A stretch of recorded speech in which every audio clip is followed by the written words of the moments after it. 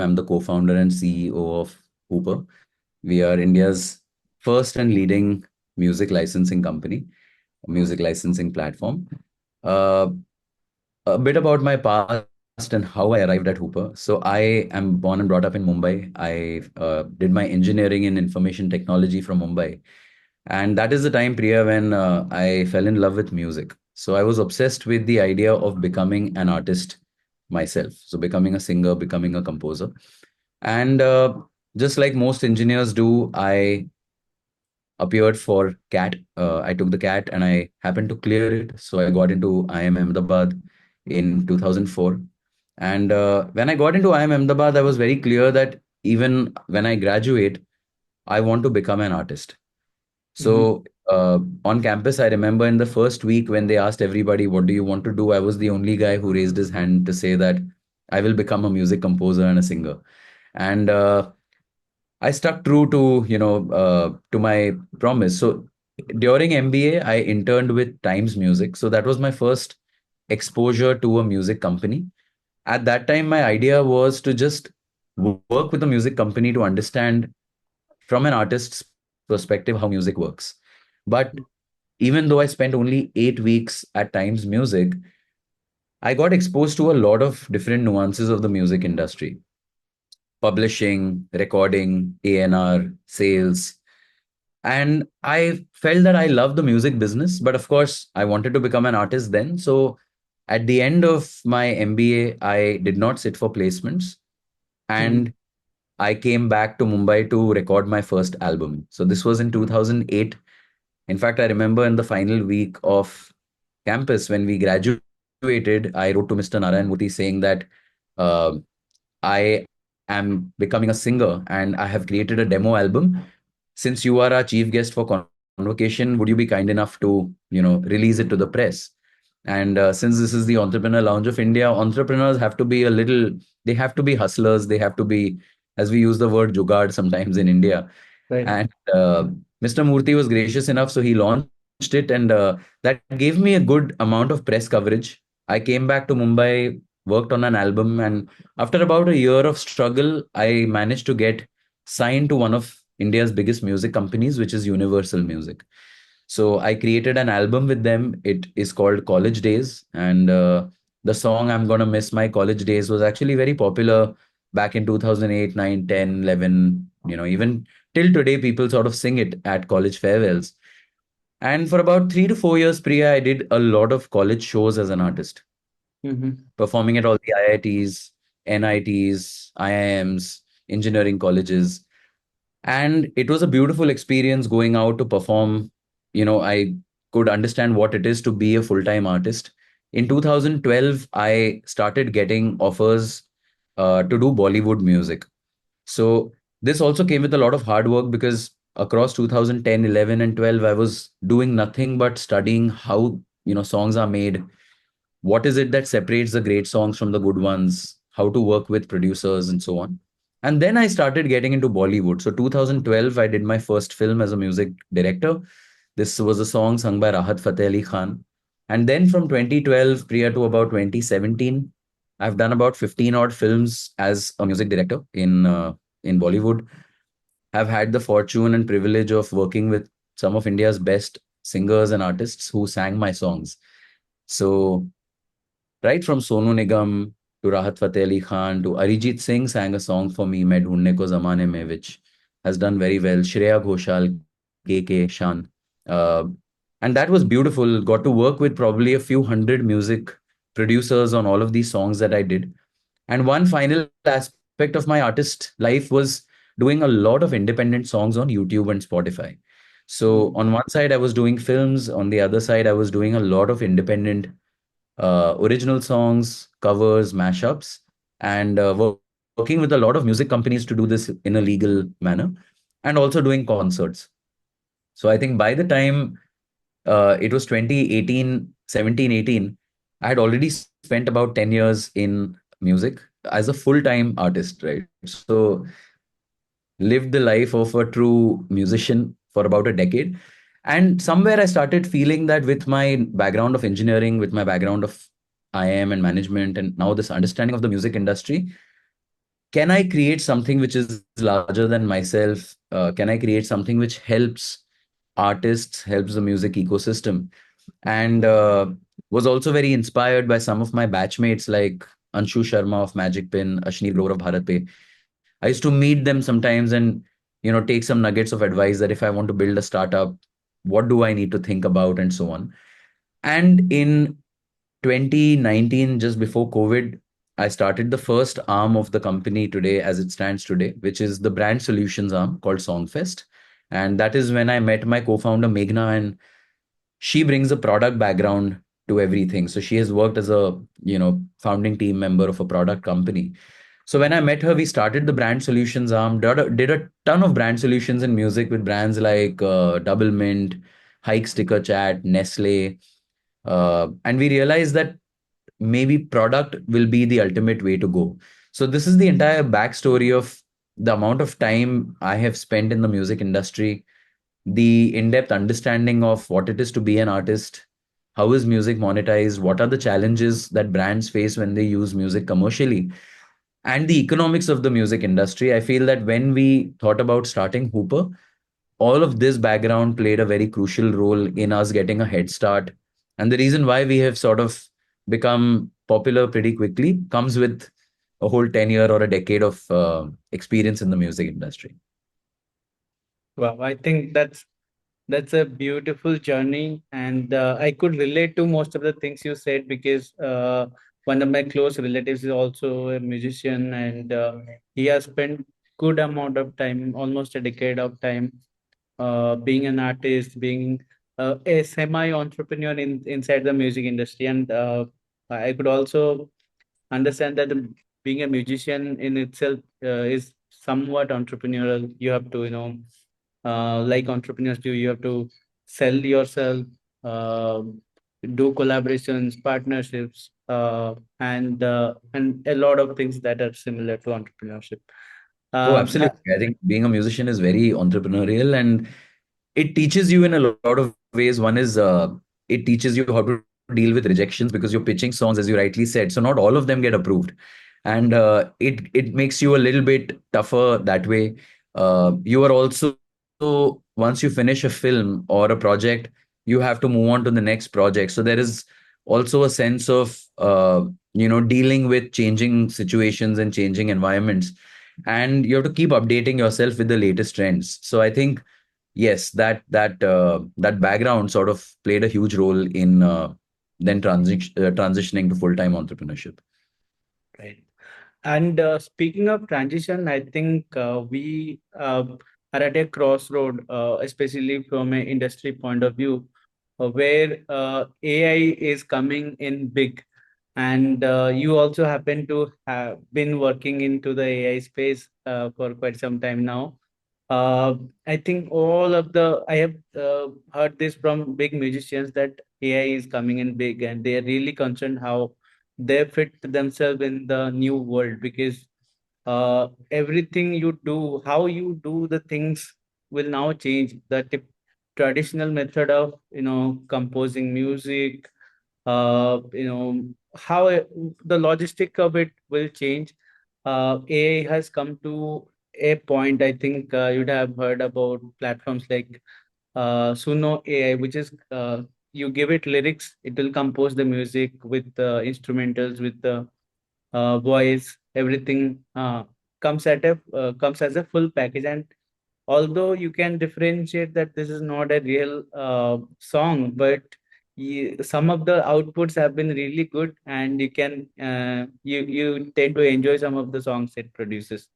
And then there are platforms like, so one thing where it struggles is producing real voices. The voices will look like it's a robo voice.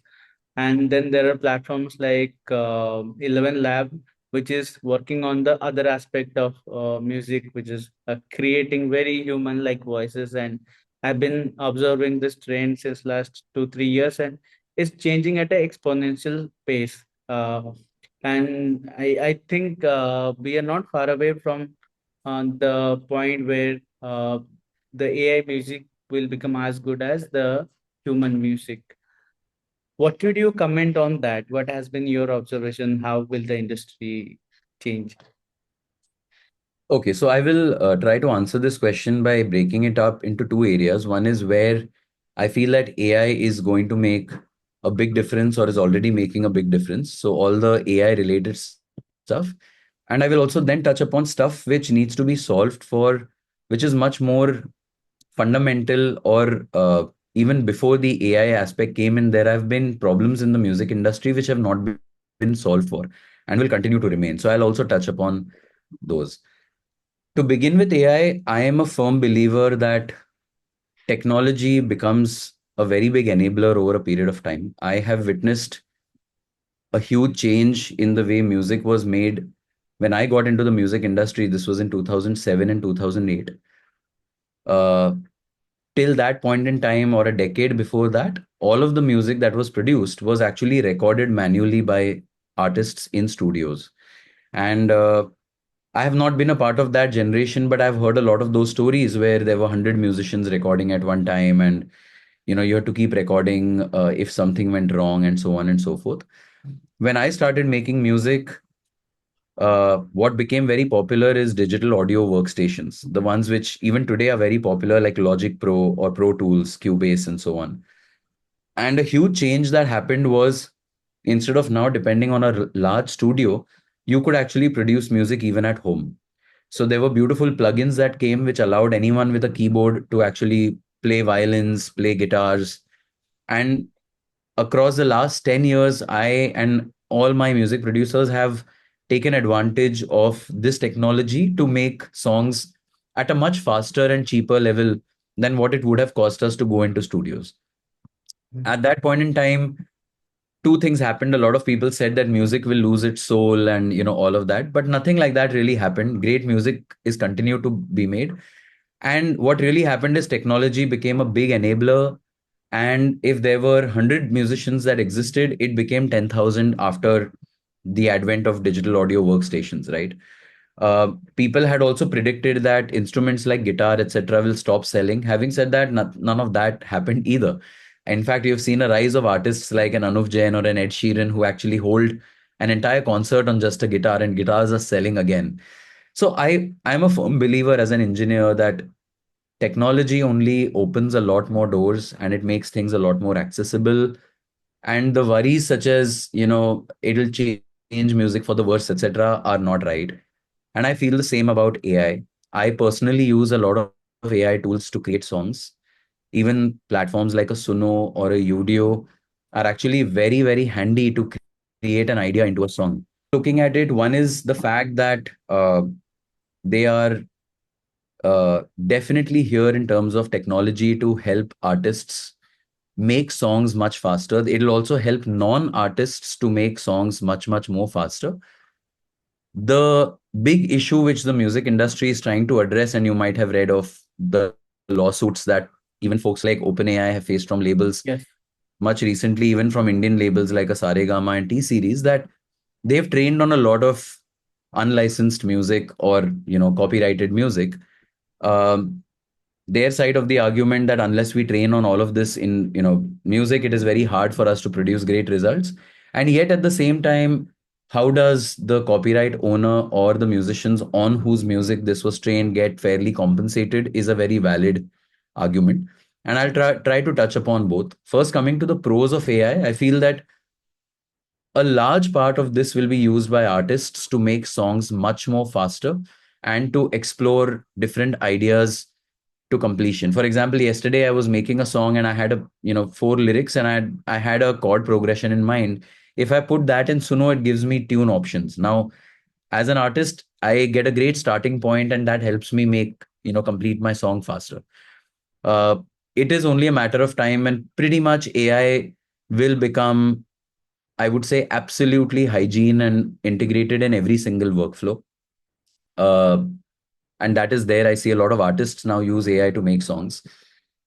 The second part over here, however, is the fact that from an ethical perspective, if AI is training on copyrighted music and reproducing similar songs, then it does put the usage of those original tracks or that particular artist in jeopardy. And I think that is something which has no small or an easy answer. I think that a revenue share that the AI companies do, especially in the field of art where they have trained on copyrighted art forms, is very, very important, so that as the AI platforms make money, if revenue is shared with the artists on which the music was trained. And this is again going to be challenging because there are probably going to be a billion data points on every piece of art created. So how exactly is the revenue going to be shared meaningfully is a very valid question that the industry is grappling with. Um, but I completely believe that the AI technology is here to stay. Having said that, if we compare AI generated music to songs created by artists, or if we, let's say, compare it with other areas such as text or code, a lot of those parts are not, very subjective. You can objectively sort of look at a block of text or a block of code, right? Versus songs typically have a very strong association with the artist who's creating it. Even today, when we go to Instagram to see the kind of trending audio, or on Spotify, you see that artists like Ed Sheeran, or let's say Diljit, or an AP Dhillon, or an Arijit Singh, people love their songs not just because they sound good, but they are also somewhere attached to the artist persona. And that artist cannot be taken away from music so easily, because otherwise there was no dearth of songs already, right? The reason why we listen to the songs we love is because we are attached in some way either to that artist. We might attend his or her concerts, or it could be a movie that we like and because of which the songs work. For example, a Sanam Teri Kasam, which released in 2016, re-released, did a 50 crore business, and the songs are trending again. So sometimes there is another strong anchor, which is the artist or the emotion behind the film or the person, which in the music industry is extremely strong, and which is why the hits become hits and become sustainable. So in Hooper, our intent is that can we monetize songs created by artists on their behalf and share revenues with the artists. So that brings me to the second part of this entire AI bit, that on one side we completely agree and acknowledge that AI music is here to stay.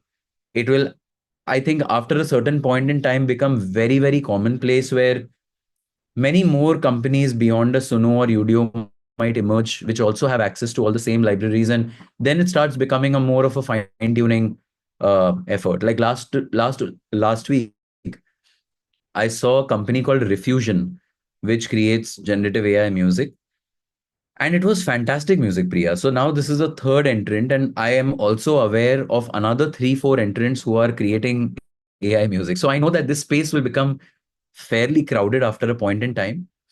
What will happen is, if, say, somebody like you, if, say, Priya does not compose music, with platforms like Suno, you will also be able to make songs.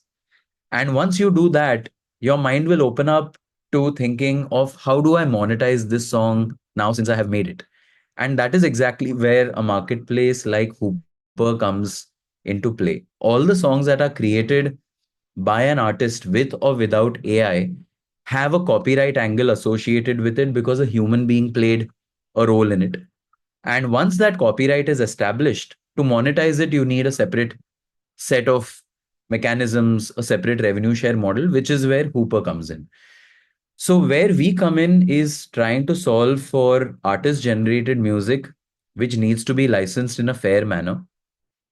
And here I feel there are a lot more fundamental issues that need to be solved for. For example, the people who are creating music, the artists, oftentimes you will not believe they themselves are not aware of the rights that they have. Last week, there was a girl, an artist, who had come to our studio. She has put out about 20 songs. But when we sat with her, she was not aware of what underlying works are, what is the sound recording copyright, what does a society like IPRS do? And of course, we had to tell her what Hooper also does. And I can tell you, this is the same case with thousands of artists out there. So at level one, the awareness of what is licensing and what is copyright from an artist's perspective needs to be worked on. So Hooper is working on that side of education and awareness.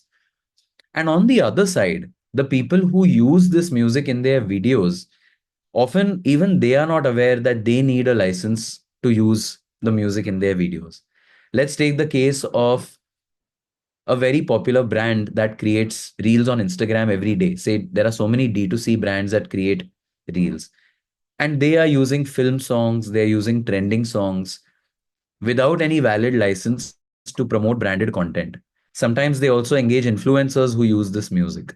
So many of the times, these brands and influencers are not aware that they are actually violating copyright by using music like this. So there is a fair amount of awareness that needs to be generated and worked on. And both these sides Hooper is working on. So today we have, in 2 years since launch, we've got 125 brands that are our clients and close to 16,000 influencers who are subscribed to the platform. And we are educating these guys that whether you use music from Hooper or anywhere else, make sure you get a valid license. So these are more fundamental areas that don't necessarily involve AI generated music that have not yet been tackled. And we are solving for that. One last thing is that in doing so, we also feel that we are now creating a new revenue vertical for the music industry. So, on one side, big revenue vertical for the music industry has always been live events and live shows. I'm sure if you have some friends who are artists, many of them depend on live shows for a good amount of income to come in. The other source of revenue that sort of matured in the last 5 odd years has been revenue from YouTube and revenue from Spotify or streaming platforms. So many artists are now aware that if their music is streamed on streaming platforms or on YouTube, they could get, say, 6, 7, 8 paise per stream and essentially make some money. And the third part of revenue, which is a beautiful passive income again, is what Hooper is bringing to the table, which is revenue from what we call as sync licensing. So each time a music track is used in the context of a video, it is called a synchronization. And revenue from synchronization is now becoming a very strong revenue for artists, whether the sync is happening on Instagram or YouTube shorts in short format, or whether it is happening on television, movies in long format. That could be a very good source of revenue. So that is the area where Hooper specializes in and Hooper operates in. Got it. Uh, so I was curious to know many things. So when you were explaining about copyrights and licensing, I was just trying to understand how the logistic works. And I'm pretty sure many of our listeners who might be YouTubers or might be creating content, they would also be very curious to know how does the copyright thing work? Like, what are the different aspects of this whole term copyright? First of all, you need to have some sort of technology to identify something is not licensed, something is being used without license. So, for example, YouTube does it beautifully, detecting a copyrighted music inside a video. How does YouTube do it? Do you have any knowledge of that technology? So, because if people understand how it works, they can also, get some idea on how to be diligent about it, or maybe some people will find ways to bypass it. So, both ways can, and the other aspect is, let's say somebody has detected a copyright issue. How does it get how does it get to a court? How do you, again, fight against each other inside a court? Because a judge wouldn't have any knowledge of music. He will not be able to, he's not a musician, right? So he'll not be able to decisively tell that this is a copyrighted, this is a taken, inspired version of a music, something like that. So what did you say on that? Okay, great. So I will begin by first explaining to you and all the viewers how copyright works. And this is a very beautiful topic. So let's say today Gaurav and Priya have collaborated to make a song. Say, Priya, you have written the lyrics and I have composed a tune, and say I'm singing the song. So, what happens is the first process is you and me will sit, collaborate, and make a song where I might just play it on the guitar or, on a keyboard.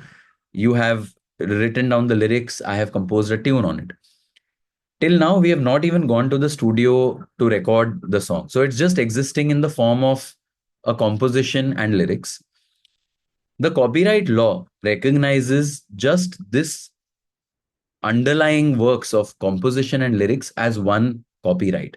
And it is called the underlying works, which represent the tune and the lyrics. It has not yet gone to a stage where the song is recorded and put out and so on. So the law says that just the lyrics and the composition bundled together form part one of copyright called the underlying works. When we manage these underlying works, you will often come to the term music publishing. So when you hear the term music publishing, it usually refers only to this underlying works of composition and lyrics. Now, let's say we both worked hard and actually the song is quite good. We decided let's go to a studio and actually record this. So maybe first I opened up my laptop. I opened a workstation like Logic or Cubase. I started programming some music. I used AI also maybe, and got some additional stems, and we are ready with the track. I went to a studio, recorded my vocals, and the track is mixed, mastered, and ready. And the end output is a wave file now that you have got, which is the final wave file. And you are ready to distribute this wave file on platforms like Spotify and Apple Music, Amazon, right? And YouTube and so on. This wave file or this sound recording forms the second part of copyright, which is called the sound recording or often the master. So you'll in music often come across things like who owns the master. So when you read that, they are referring to not the underlying works, but the actual sound recording that happened. Now, interestingly, in the West, the company that owns the underlying works could be very different from the company that owns the master. In India, the way our country has shaped up in music, usually the underlying works and the masters are owned by the same music label. So T Series, Saregama, or any company will own both the underlying works and master.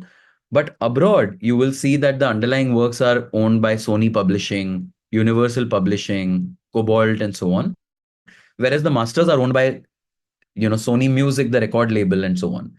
Why this is important is because both these copyrights can be exploited and monetized separately, right? So this is very important to understand. Every time a song gets played on Spotify, Spotify pays out two sets of royalties, one royalty for the underlying works and one royalty to the master. And the royalty component for the master goes to the music company, and the royalty component for the underlying works is paid to societies like the IPRS, if you have heard of them. And IPRS then divides these royalties between the publishing company and the author and composer. So Gaurav and Priya both will also get royalties from the IPRS, provided we are IPRS members. A lot of artists in India, I would say almost 70 to 80%, have never registered their works with any copyright society. Not only that, even more fundamental. So if Gaurav and Priya collaborate to make a song together, how do we encapsulate that both of us collaborated and you are the lyricist? So typically there should be an agreement that happens between you and me saying that you are the lyrics writer, I am the composer.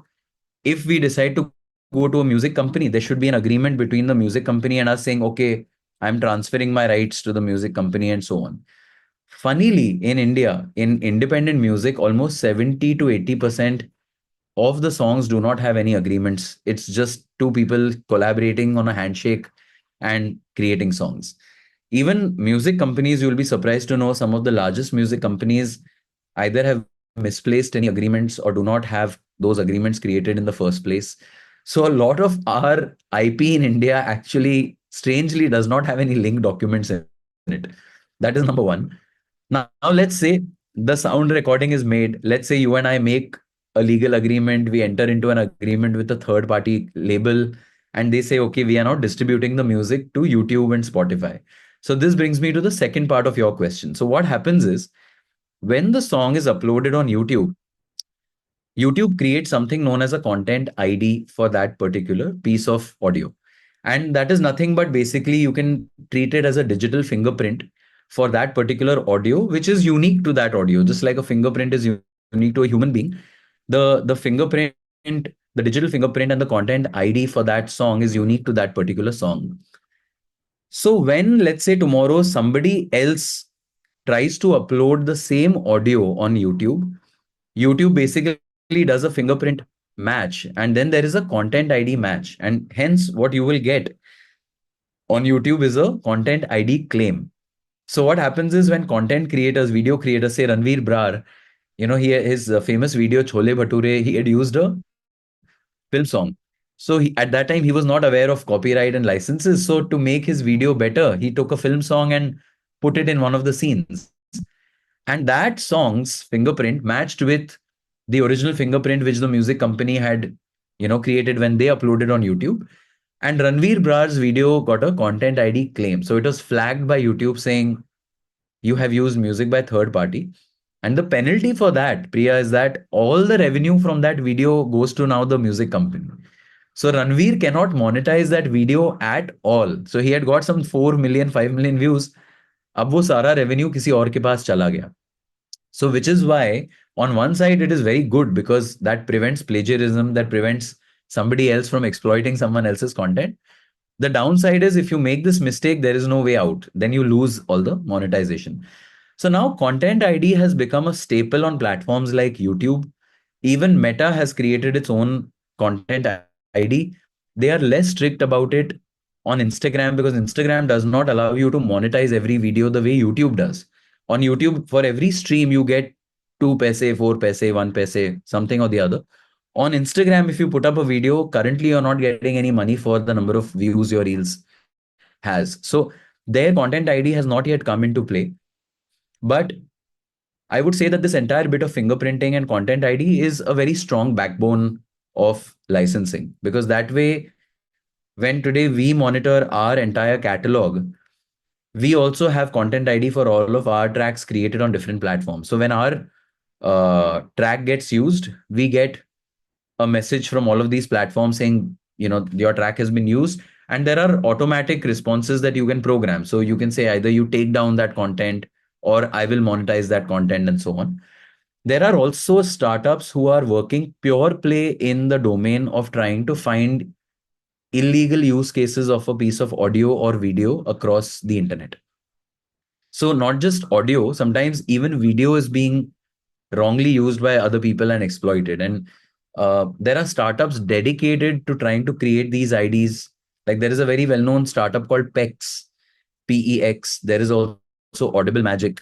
Many of these people, in fact, yesterday my team and I were seeing almost 11 or 12 different startups who are just trying to solve this problem of how do you try to detect unauthorized usage of your music on social media. So that is how it works. But if at all tomorrow somebody violates your music, somebody uses it to create a very similar piece of content, or if somebody blatantly copies your song, or they download it and quickly upload it and they make a content ID before you, then the only respite is to go to court. And you will be surprised, a lot of such court cases happen in music on a day-to-day basis, and they're very much prevalent in regional music. When I interact with regional artists, I see that बहुत हम court चले गए, हमने ये किया. So people go to court to resolve. And at that point in time, if you have not gotten into an agreement or you do not have the paperwork to show that you are the original owner of the copyright of underlying works or sound recording, then that becomes a problem for you. But the good news is that today you don't have to go to a copyright society to register your works. Even if you just mail it to yourself, you are able to prove that I'm the author at least. But in any kind of publishing revenue, or sound master recording revenue split, you should have your agreements in place. And again, that is an area where Hooper is solving for and making things a lot more streamlined. When you spoke about code, I instantly remembered one scene from this movie, Jolly LLB, where two musicians are fighting over who created the music and who copied the music. And that is the final point I was coming at.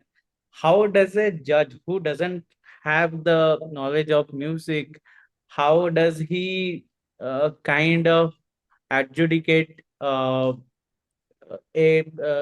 copyright case or a I mean you need to have some understanding of music to be able to do that, and judges not necessarily have that knowledge. So how does it work? Have you been to a court case? How does it work there? Uh, so let's take two different cases. Okay, in the first case, there is no musical element involved. Let's say I am a music company that released some songs in the year 1970 or 1960, 1980 maybe. And now as of 2025, I see someone else creating a cover version or a reproduced version and putting it in a film without my consent. This happens a lot. So this has happened with some of the legacy music labels where they have taken to court some new entities that have created versions of their song. Now, here the judge, the copyright laws, thankfully in India, are very, very clear that if the song exceeds a certain number of years of release, in India it's 60 years, or 60 years following the death of the author or composer, the song enters into public domain. And then anyone else can also take it and recreate it. So, in the case of such kind of court cases, the court solely relies on the copyright law and I would say all the clauses that go in the copyright law when it comes to what is in public domain and what is not. If the record label is able to prove that it is the rightful owner of the underlying works and the master recording and the song is not in public domain, then the person who has created a recreation or a cover without any valid consent could actually be at the risk of having to pay damages. A lot of these damages happen a lot, and there are instances by Saregama also, T series also, where such violations, have happened. They have taken the other party to court. In some cases, they have won. In some other cases, the ruling has gone against them if the song has been in public domain. Say, let's take the song, let's take a bhajan. Suppose we take, as Hooper, I produce a uh, traditional arti or a bhajan in a new manner. Some music company may have created the same arti or bhajan 20 years ago, and there is a chance that they might say, hey, this is our song, how did you do it? And then we would argue with the court saying that this song is actually in public domain, it doesn't belong to anybody. A sukha karta dukha harta, lyrics don't belong to anyone, Yes. they are traditional, so I am allowed to create a version. So in certain cases, uh, the ruling goes for the new entity, and some cases it works against. In these cases, the judge doesn't have to have a musical ear. He will only depend upon purely the laws. And now the Copyright Act has also become quite strong in India. There has been a lot of examples now with the IPRS and labels going to court. So there is a lot of precedents that have been set. So things have become easy. Now let's take the case of a second thing where somebody has, say, you make a song, okay, and after 3 years, I make a song that sounds dangerously similar to your song. And you obviously are aggrieved that, this is a copy of my composition. Yes. And now it is a little subjective because some notes might be different, or, I might have used different musical instruments and so on. Nowadays there are individuals and there are these companies that have just become they have become specialists when it comes to uh, deciding whether a song is a plagiarized version or not. There are people who they have to have undergone that kind of training. They are musicologists basically, and the Mhm. court often relies on the judgment of such independent musicologists. Both the songs are given to them, and it is like a jury. They have to give their verdict whether they feel that the new version is a copy of the old one or not. So there are many, many such cases where people have just taken the tune but have changed all the instruments. Or sometimes they have used all the instruments exactly as it is but changed the tune. And, even then, that is a problem. So there, it is not so easy. I have seen that it takes a little time for these judgments to come in, and it is subjective. It depends upon these musicologists. But at least in the first case, where, say, tomorrow if Hooper creates a recreation of a song like Baharo Phool Barsao Mera Mehboob Aaya Hai, and says that it's in public domain, and a Saregama comes and says no, it's not, then it is purely the copyright laws and the Copyright Act and the guidelines that will allow the court to take its decisions. The good news here, Priya, is that India now in 2025 is in a lot better position than what it was in 90s or 2000s. I don't want to name any music director, all of them are legends, but if you go back in time, you will see a lot of songs from 70s, 80s, 90s, even 2000s were blatant copies. And now, thankfully, because of all of this content ID and copyright laws becoming better, it has really reduced. In the last 8 to 10 years, I'm not seeing copies. If at all they are copies, then they are licensed. People are buying the license and they are just saying that, I will make a I will make an Indian version of a Korean song or something like that. But gone are the days when where you could just steal and get away with it. Hmm, got it. Uh, Finally, this is the last portion of our discussion. Tell us about your entrepreneurial journey. Uh, how did things shape up after you kind of decided that let's productize things, let's do a venture out of it. So what happened? Like, how did you go? Because you are a fundamentally a musician. You don't have, and you have spent decades of time. Although you did engineering and MBA from good colleges, but uh, you had exposure to a music industry and building platforms, building technology. That's a separate ball game altogether. So how did you go about it? How did your entrepreneurial journey shape up to this point? I think an entrepreneur, being an entrepreneur and taking up this journey requires you to strip yourself of any ego that you may have or any past, laurels you may have achieved. And you're right. In my case, because I had not been a part of a company or a business, everything had to start from scratch. So for me, sustained studies continue to be a part of my entrepreneurial journey even today. When I started building the platform, I had to go back and read on what is UI UX, how do I work with designers, what makes for a better customer experience.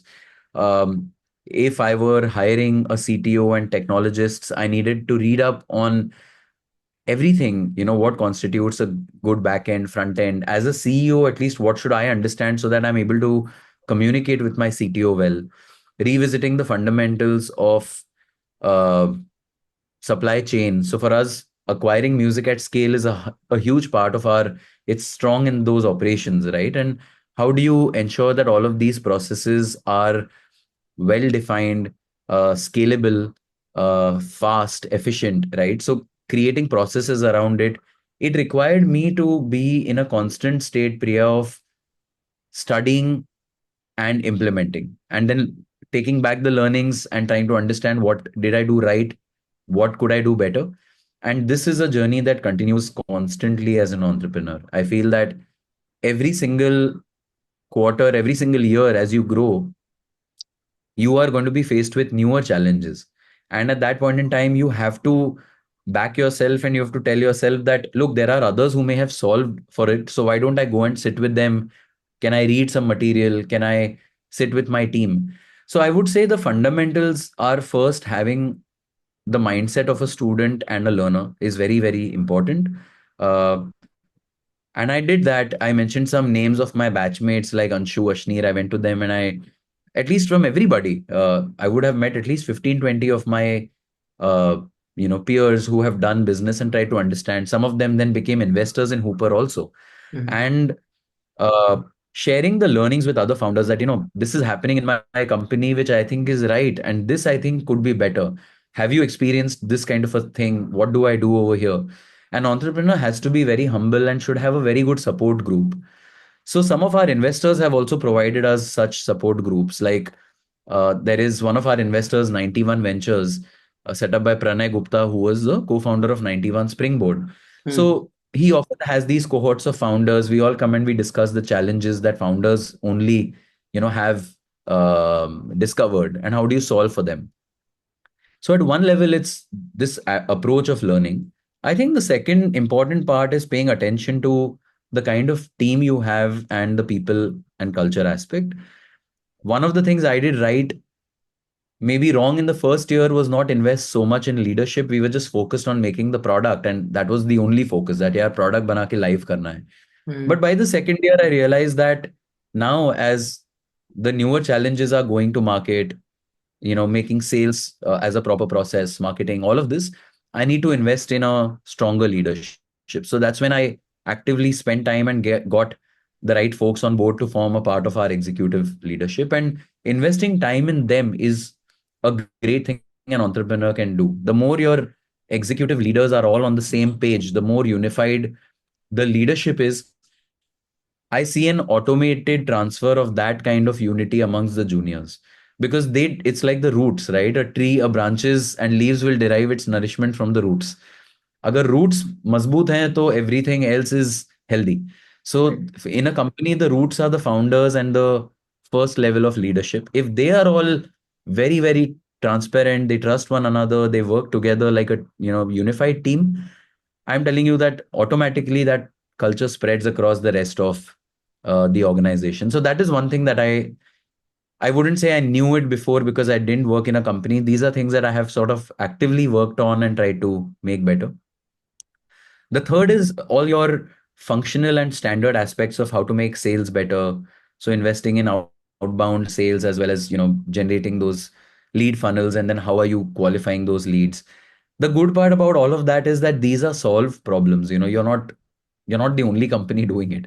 There's a lot of material out there in terms of how you can make these processes better. And now with AI coming into these workflows, also many of them are getting a lot more streamlined. So we are also trying to integrate AI in different aspects of, say, marketing, sales, and so on. Uh, and here it is about, if you get good people, good experienced team members who have done this before, who are hungry, then it makes your life as a founder much easier. Then you know that you've got good. I always use the example of cricket that if a Rohit Sharma says opening bowling bhi main karunga, wicket keeping bhi main karunga, to nahi hoga. He needs a Bumrah or a Shami. He will need a Varun Chakravarti. So similarly, a good company, a founder in the beginning is tempted to think that I will only do the sales to start with. I will lead the product.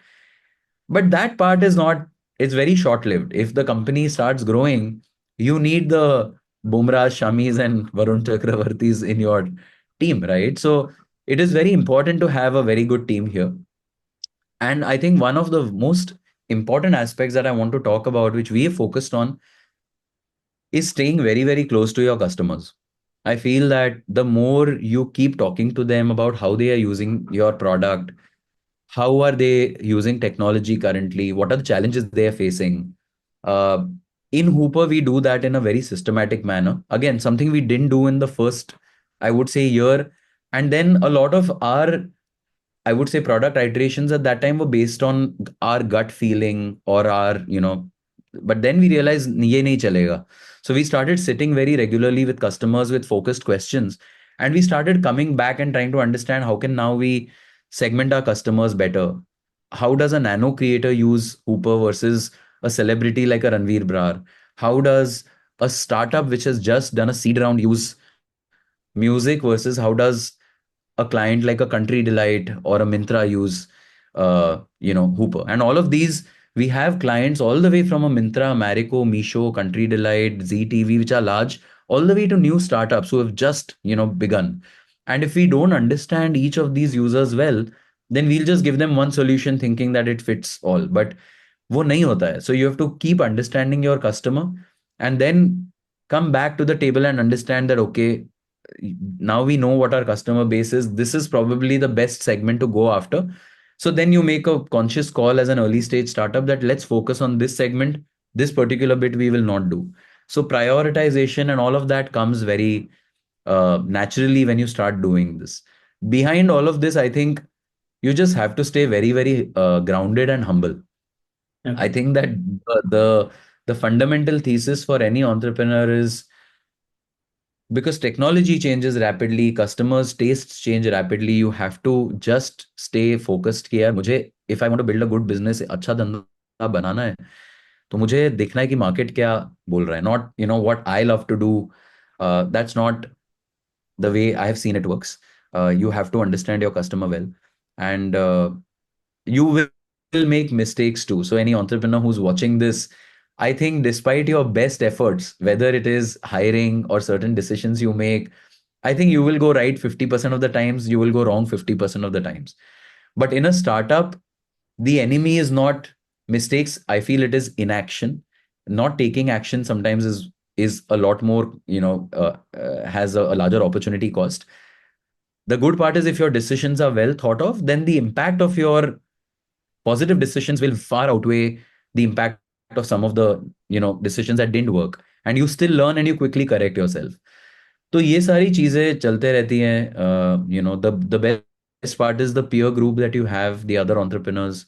I think that sort of keeps you excited about it. And in my case, I genuinely love building for the music industry. I'm not doing it just so that, our investors get a great exit someday and so on and so forth. Of course, value creation is important.